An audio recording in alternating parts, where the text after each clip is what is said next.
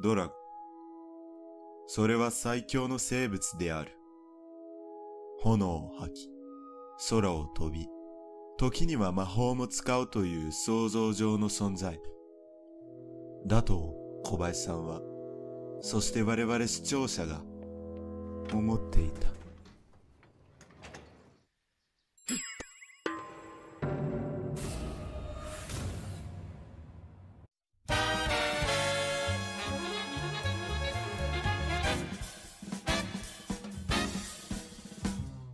Have you ever had a show or a piece of any something that, no matter how many times you went back to it, you just couldn't get tired of? I really like 小林さんちのメイドラゴン。 It is most likely the show that I've rewatched the most in my time. This was a while ago, but there was a phase that I'd watch a X or Y show, I'd finish it, then go back and binge watch it again and again. And there is something or some things on it that still drags me back to it from time to time. Dragon Maid truly has a very special spot in my heart, and because of that, I decided that I want to try to paint the picture to try to get to the core of why, I guess. So...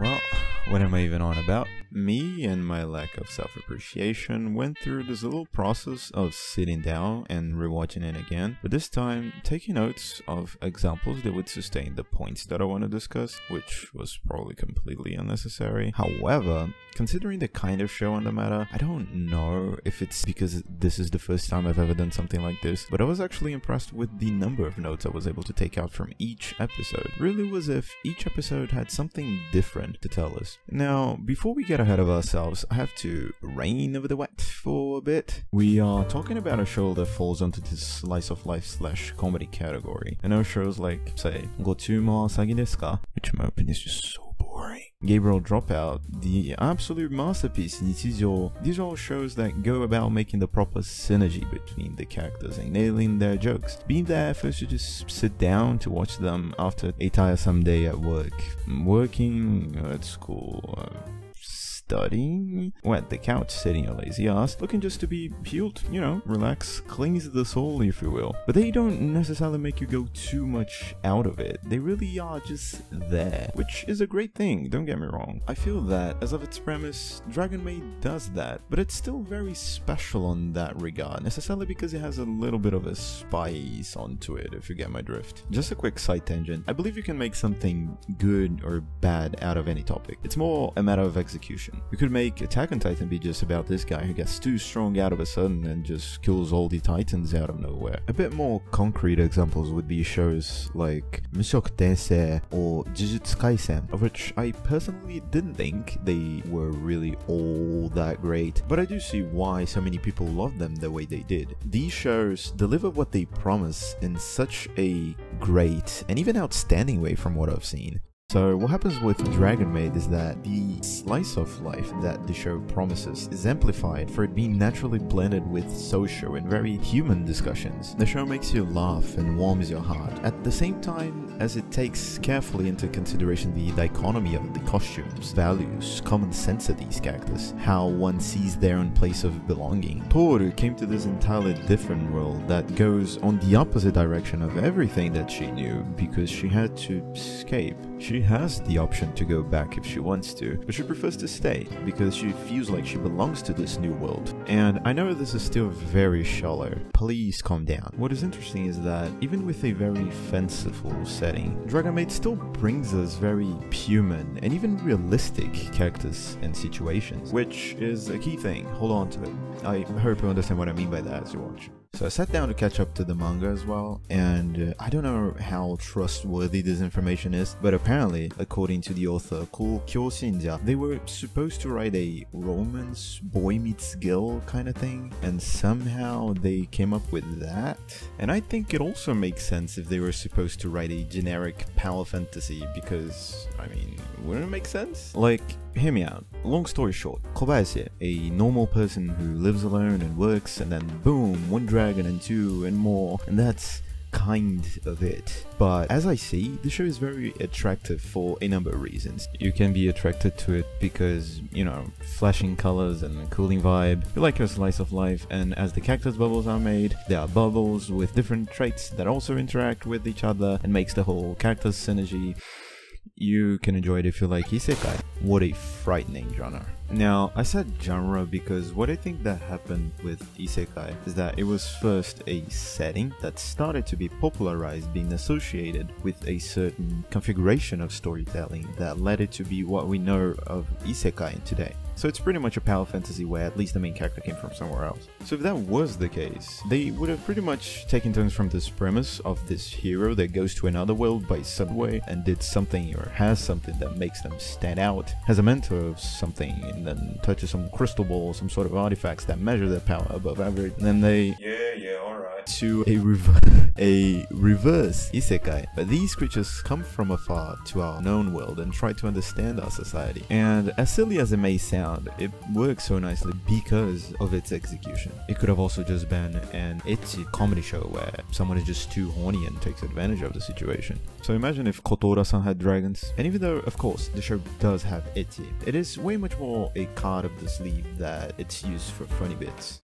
So Kobayashi is a normal person who lives alone and feels lonely. She has her own issues, and throughout the whole show you see how these characters are learning each other's differences and how they are changing each other's life for the better. So Kobayashi and Toru are just one of the various bubbles. There's Kanna and Saikawa, which surprisingly enough, at least for most of the time, they are kids who actually act like kids. Fafnir, who is this very powerful dragon that lived centuries isolated protecting his treasure, to find his new treasure now, his life with Takia, the former goddess Rukwa, and the aspiring maid Shota. Don't talk about this one. Iruru, this dragon from the Chaos faction who hates humans due to trauma and to the close-minded common sense of the society she grew up with, and later found answers living with Kobayashi and interacting with kids and with Taketo. I could keep going, but this is not really the point. I'm saying all this because from here we can understand that these characters act the way they do for proper reasons. All these characters have a background that sets their behavior, stories that are told through little tales, but especially through their dialogue and behavior. So I'll try to make this brief. They came from a world of war. Dragons from the Chaos faction who had their standards, values.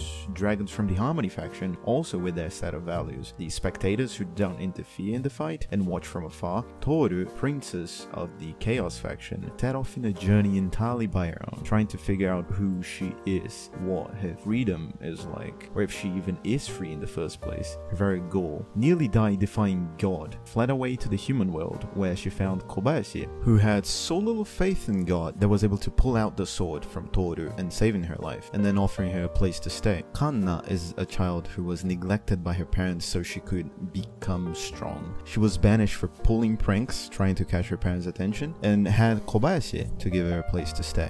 Iruru, who had her family burned to death, having only the humans to blame, allowed herself to be deceived by Kobayashi and learned to accept the humans she once loved. That same Kobayashi is just a normal person as you and me. Grew up in a normal family, graduated school, university, and went away to work. And before she knew it, she was completely lonely until she found Toru, who also brought light to her life again. And again, I could keep going, but that's not the point. The show carefully makes clear these characters' backstories and show very well-paced changes on these characters' lives. From the first experiences in this new world, Toru is more curious, clingier, and applies a lot of her on these new things she isn't familiar with, at the same time that Kobayashi is interested in her past. How was the relationship with her family? What were the misfortunes that led her to that point? And Kanna appears in search for Toru, afraid of everything and not being able to trust in anyone, of which Kobayashi herself understands that feeling like that in her situation is only natural. Their relationship naturally grows from there. Kanna starts seeing Kobayashi as the mother she never had. The three of them grow close as a family. Toru wants to understand their differences, understand the humans, their common sense, how their emotions works, and know more about Kobayashi to try to understand why someone so normal can accept them. Kobayashi gets brighter and brighter, and before she could realize, she starts worrying about things she wouldn't normally. They grew so close to the point of being able to defy each other, to miss each other, to worry about each other, and do their best to understand and respond to each other's feelings. And as any human relationship, problems arise. Jealousy, arguments, mistrusts, fears. And what is interesting is that when those problems arise, they do what more people should be doing out there. They talk it over to try and solve these issues.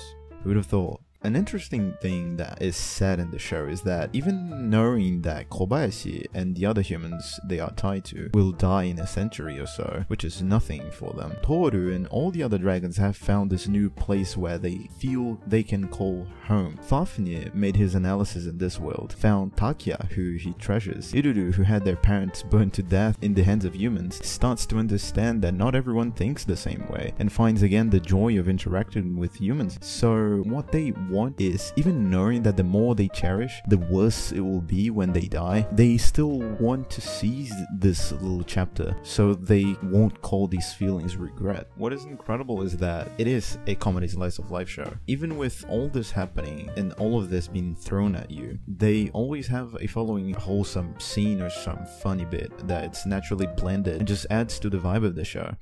It is a show that is all about relationships, embracing differences of thought, discussing common sense, accepting, compassion, trust, and how great it is to have a place you can call home. Makes you think, can even make you cry, identify, and it does that kissing your heart and keeping a smile on your face, and I think that's why we can't get tired of this show.